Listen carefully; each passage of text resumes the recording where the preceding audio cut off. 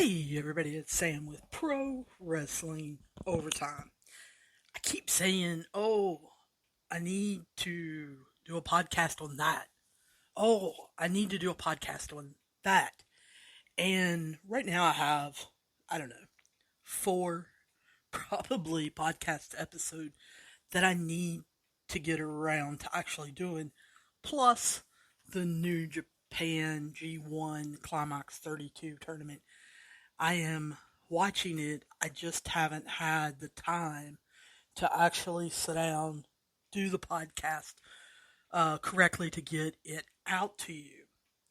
However, as I was sitting around this morning, getting ready to do my sporting bets, I thought I just really need to sit down, concentrate for 15 to 30 minutes and give you guys a podcast episode.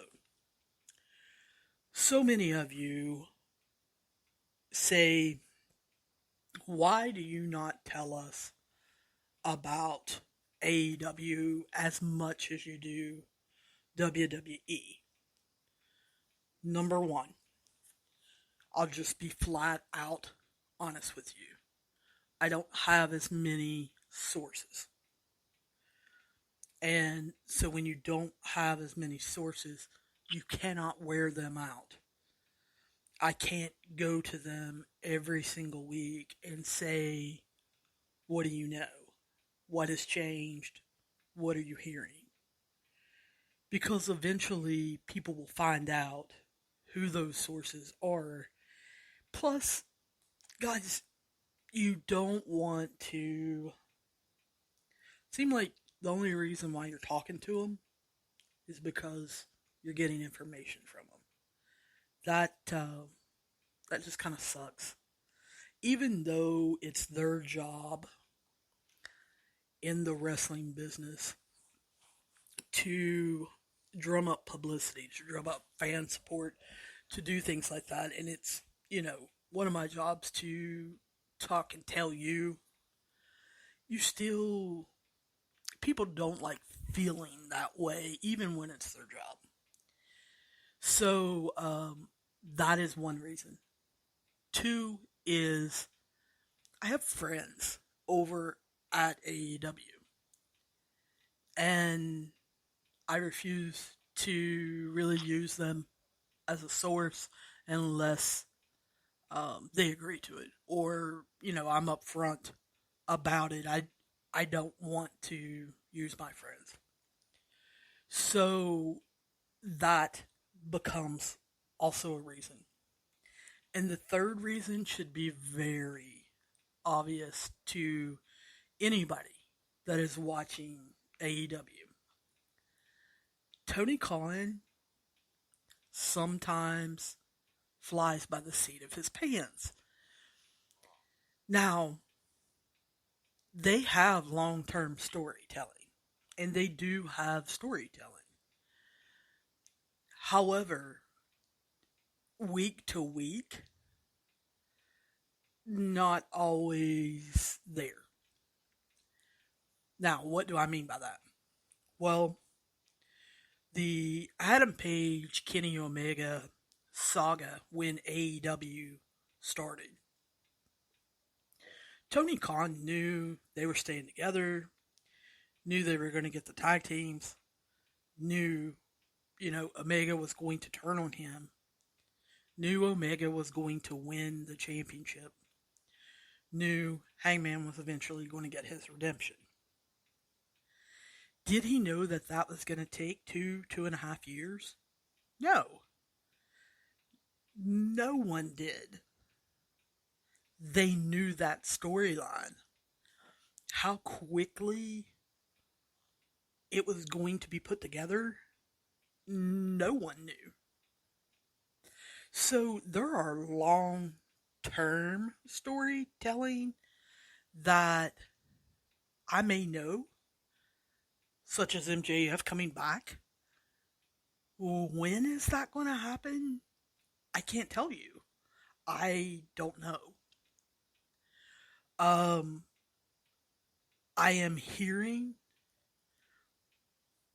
Wardlow is going to be one of the AEW champions. Is that going to be this month? Well, no. Is it going to be at Full Gear? No, probably not. It'll probably be next year. But when? No clue. Why do I have no clue? Because Tony Khan has no clue. And, that is the honest truth, that things that were planned for Double or Nothing didn't get to take place due to injuries. Therefore, they are now being moved to All In. And if they can't take place at All In, they will be moved to Revolution or Full Gear or one of the future pay-per-views. It doesn't mean that they're not going to do it. It just means they're going to do it later. So, I know of it, a lot of you are wanting to know clarification on Punk. I'm hearing Punk has one more doctor's appointment. He is not medically cleared. And so, therefore, they haven't announced officially Punk Moxley, and that's why.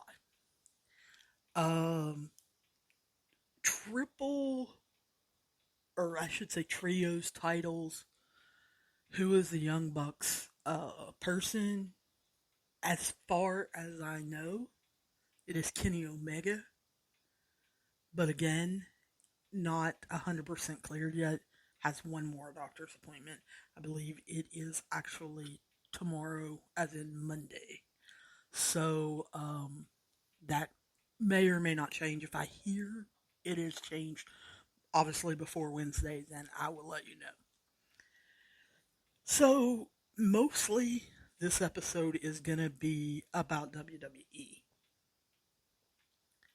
People want to say, oh, I bet, with the regime change, things have gotten rough on you. Why? There hasn't been that much turnover. The turnover that has happened has helped. The wrestlers that are coming back has helped. Why? Well, because there were a lot of people in the podcasting industry that when Triple H was in NXT really got involved in it and watched it. And through the love of that NXT, black and gold brand, made friends with those wrestlers, those agents, those medical staff, and things like that. They're the ones that are now coming up to work with Triple H on the main roster, which means you know them, which means you can talk to them and they will give you information. I look for the next, I would say until the end of the year. Yeah, easily, I would say until the end of the year, you're going to hear all kinds of spoilers. You're going to hear, this is what who's thinking, this is what who else is thinking, here's what they decided. You're going to hear that. Now, are you going to hear exact things? I don't know. Triple H has things that he once kept secret.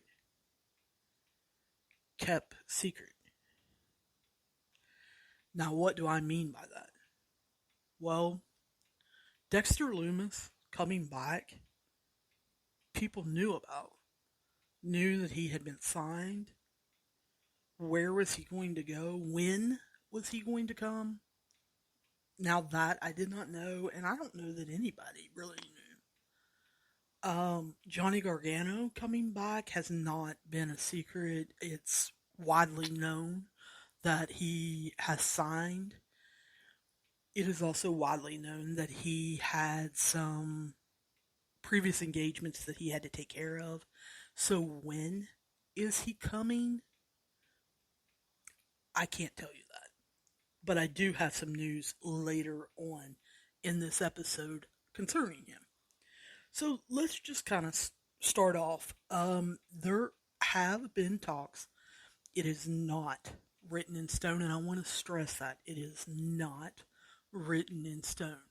That Dominik and Rey Mysterio have been approached about Dominik showing up in NXT. People aren't stupid, especially when it comes to Rey Mysterio and Triple H. They can look at a match as it's going on, or even after the fact, and realize Dominik has plateaued. Some of you I know would say that he's gotten a lot worse. I don't believe that. But he's been up on the main roster now 2 years. He was brought in during the pandemic. There were not crowds. People thought there were a lot of pressure on him, especially when his first match was at SummerSlam. Or I should say his first singles match was at SummerSlam against Seth Rollins. However, since crowds have came back, he's been in this on and off again tag team with his dad. And by on and off again, he took on Seth Rollins at SummerSlam, was in that storyline, and remember that year, at the end of that year, Seth needed to go on paternity leave. They were going to wrap up that storyline.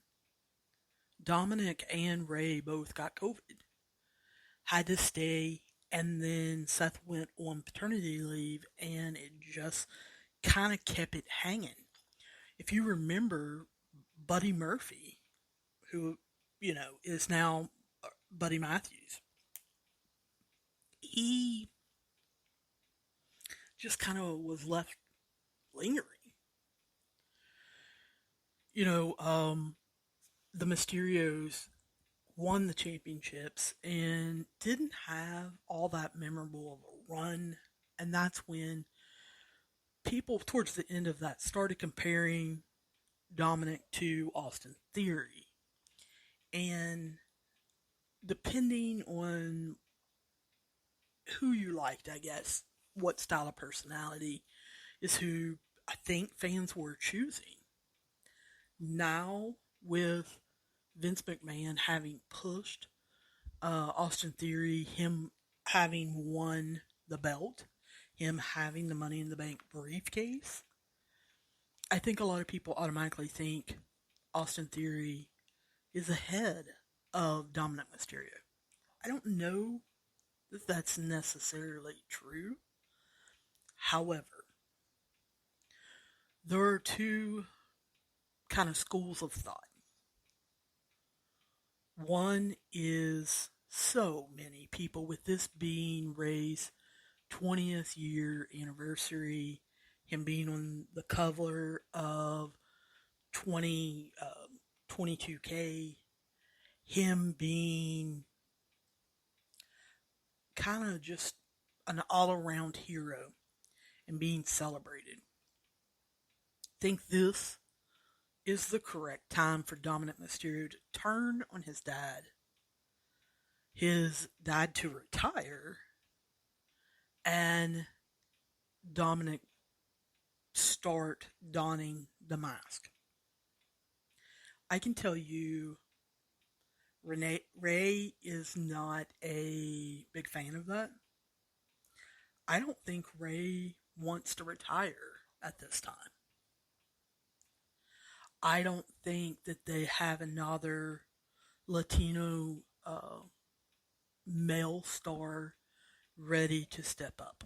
And no, Dominik is not ready to step up. So I almost think that that's not going to happen. The other train of thought is Ray go on his celebration alone. Him possibly even having, a secondary title chase, maybe even a run in his future. To do that, Dominik may go down for 4 to 6 months, I'm hearing, to NXT and kind of take on Carmelo and Braun Breaker. Where that's going to go, I haven't heard, just to be real honest with you. The other one that I have mentioned is Austin Theory. What is going to happen with him? Well, nothing right now. Why? Because he's not ready to handle a world championship. He's not mature enough, and he's just not ready.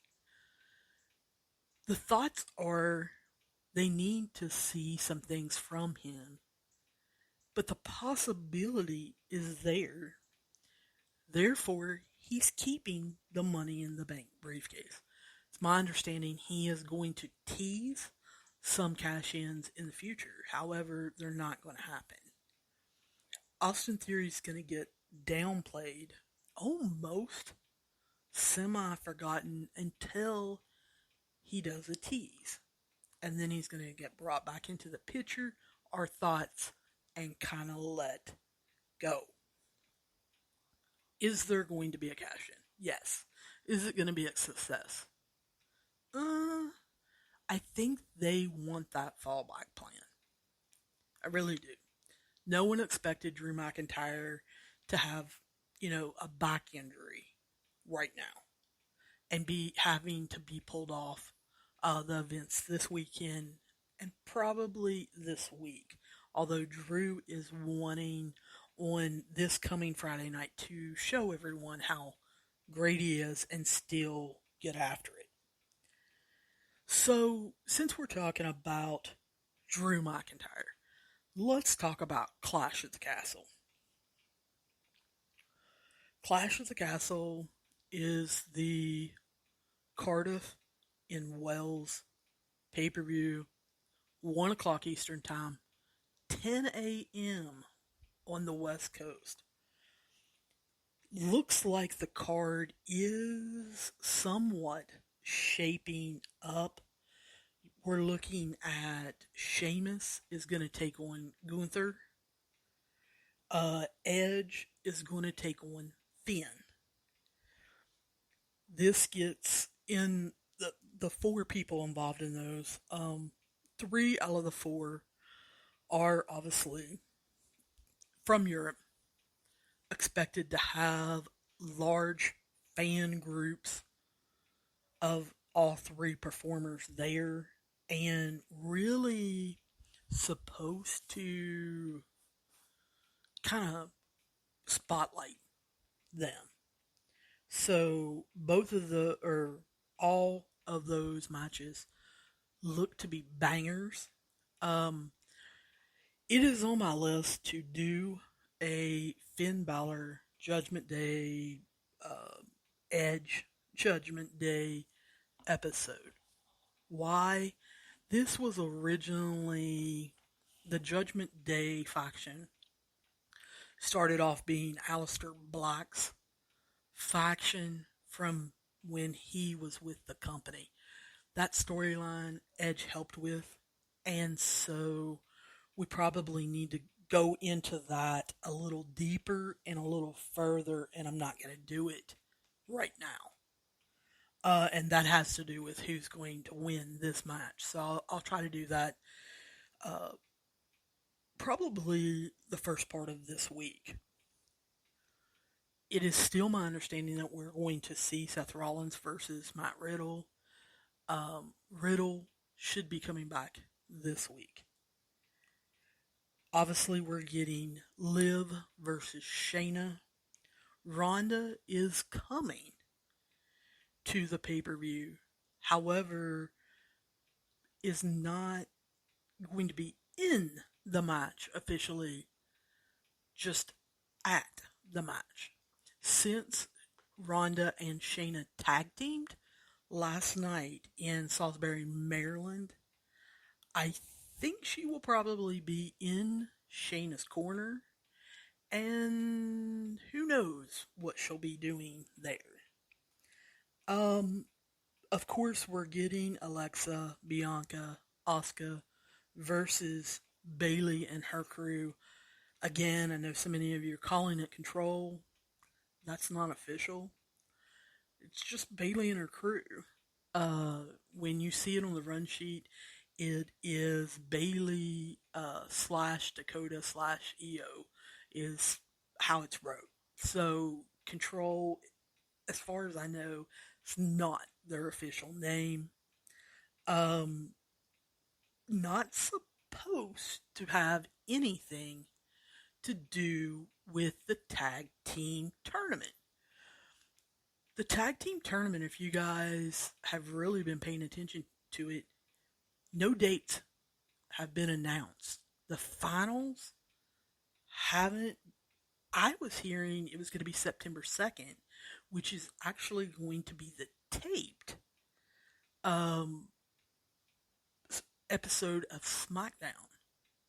Now, whether that happens, I don't know. But that's what I was hearing. A lot of people were hearing that it was going to be at the pay-per-view. I have not heard that.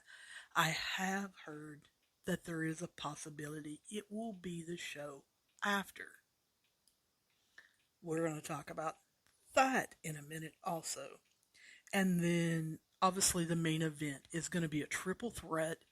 Roman Reigns versus Karrion Kross versus Drew McIntyre. And Roman is going to lose. It has not been determined who he's going to lose to. I know so many say they know it's going to be Drew McIntyre. Well, it was when Vince was in control. Karrion Kross is a hunter boy, and we all know how Stephanie really likes swerves. So let that play in to your thinking. The draft. The reason why I said I was going to talk about that SmackDown after the pay-per-view is that's when I was hearing the women's tournament final was going to be. However, there are some people that are wanting to move the draft up. The draft has been tentatively scheduled to be the 19th and the 23rd, starting on the 19th. Then I was hearing it got moved up a week, that it was possibly going to be the 16th and the 19th. Now I'm hearing the networks are pushing even harder, and especially USA, so it may get moved up the week after the pay-per-view. Well, that may affect that SmackDown on that Friday. So we'll have to wait and see as far as that goes. So let's talk real quick, because I don't want to keep you guys very long. We got about 6 minutes. What I'm hearing. Now, these are rumors. I do not have definites on most of these. The ones I do, I will tell you. However, most of these are what people are talking about. It's more than one person that is talking about this. There's still talk of splitting the Street Profits. Angelo Dawkins, this past Monday night, really impressed a lot of people, and they feel that the Street Profits being split by the draft may help with Dawkins going to SmackDown. So they are kind of swirling that possibility. They have talked to Montez and Angelo about this, and they have both said whatever's best, that they trust Hunter in his thinking. Um, Toxic Attraction was at SmackDown on Friday night. They were backstage, kind of getting to know people, being introduced. They were also there kind of to swerve some people. I look for them to be backstage again at SmackDown this Friday night. There were people reporting not only were they backstage, they were dressed in their gear, and that they were going to interfere in the tag team tournament match between Aaliyah, Raquel against Xia Li and Shotzi. Obviously, we didn't see them do that. I'm hearing they weren't in their gear, that they were just, kind of meeting people and talking. So I do look for him to be there Friday. Are they going to interfere? I I don't know. I don't think so. I think the interference may be the swerve that happens at the finals. And everybody wants Naomi and Sasha Banks to be the ones to confront the champions and say those are our titles. I'm hearing it may be Toxic Attraction. Yes, all three members are supposed to come up and they will be under the Freebird rule. I'm hearing Kevin Owens and Sami Zayn are going to be going to Raw. Yes, Kevin Owens is already there, but they are going to form a partnership, a friendship all over again. They are absolutely hilarious together, and with Hunter in control, they are going to be let to be their creative selves, and it's going to get interesting over there on Raw with those two. Charlotte, I am hearing possibly coming back after the Clash now. Why? Her dad. If you've been keeping up with it, Rick has gone off the rails. He is drinking more. He's wanting another match. Why? We don't know. If you watch that last match, oh my. Charlotte is trying to keep a handle on him. He was offered in Puerto Rico last week to be a part of that match. He turned them down and agreed to kind of manage, advise, walk down the ramp with Andrade. However, if anyone noticed the pictures that were taken after with the Cologne family, Charlotte was there. Yes, she's married to Andrade. Yes, Rick is her dad. But she was there also to make sure that Rick did not get involved in that match. Yes, he had some physicality there as far as getting hit and things like that, but he wasn't actually in trunks in the match. And I am told Charlotte wants to make sure that doesn't happen, so that has kind of postponed her coming back.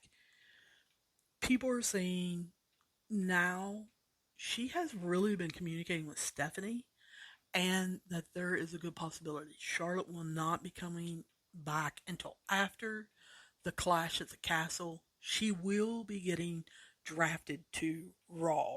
We'll talk about that more in a minute.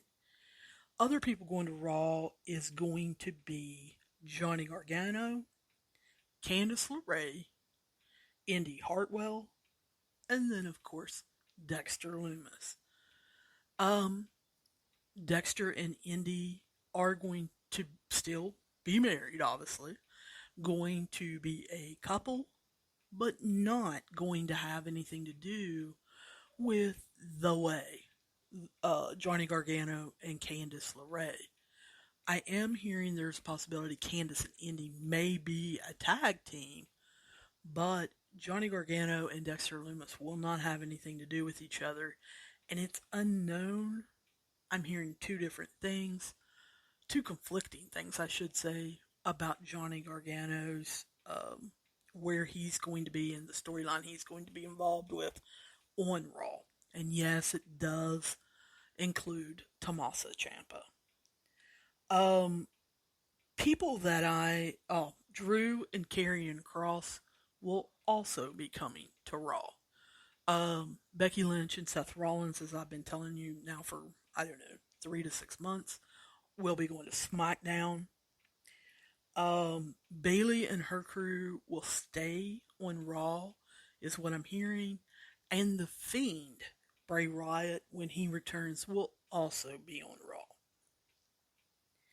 Now, SmackDown may be where a lot of NXT people come. I am hearing Quinn, sorry, is coming up and going to SmackDown, and that Ilya Dragunov is also going to be on SmackDown. Is going to play a factor in the next 6 months with Guther. Alba Fire. Bayley is really fighting for her to be on Raw. I don't know where she's going to end up. I am hearing, however, she is going to get up to the main roster.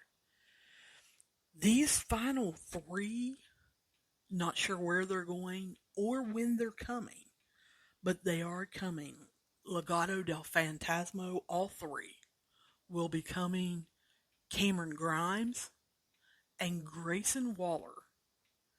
I'm hearing that Grayson Waller is going to be on whatever show Austin Theory is not on.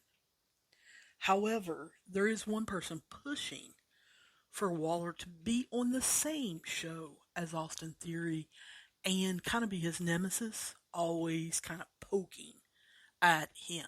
So, not sure how that's going to play out. Hearing Sheamus and Butch, who is going to come back as Pete Dunne, will be having a falling out overseas at the pay-per-view, and that Butch will come back from Wales fighting Sheamus, and that will be a future storyline. A lot of people keep saying, what about Tegan Knox? And I keep saying, what about her? Yes, I know she's from Wales. Yes, she started following all the WWE accounts on her Instagram last week. Still have not heard that she signed, have not heard that they're in talks with her. That doesn't mean that they aren't. That doesn't mean that she can't show up. I'm just not hearing it. Last I heard Tegan Knox, they kind of wanted her to go on the independent scene and kind of prove that she wasn't injury prone. She hasn't did that. So, not sure whether or not Nick Khan will actually sign her to a contract. Remember, Roman Reigns is not going to be at Extreme Rules or Survivor Series. He will be off those pay-per-views. Yes, he will be at Crown Jewel in Saudi Arabia. So he's still going to be around, still going to be part of storylines. However, going to miss Survivor Series, and hearing the big match that everyone is talking about is going to be made for that particular pay-per-view. It's going to be Guther versus Bobby Lashley. You talk about a banger there. That one is going to bang literally and figuratively. So, we're now at the 34-minute mark. I don't want to keep you guys any longer, but that's what I'm hearing. That's what I know. And what should be happening in both AEW and WWE. I will be talking to you guys soon. As always, you can hit me up with any Questions, comments, problems, or protests at prowrestlingot@gmail.com. Prowrestlingot@gmail.com. Hit me up on Twitter, Pro Overtime, 2 O's, Pro Overtime. I'm Pro Wrestling Overtime on Instagram and Facebook. I look forward to talking to you guys soon, and hopefully I'll see you down the road.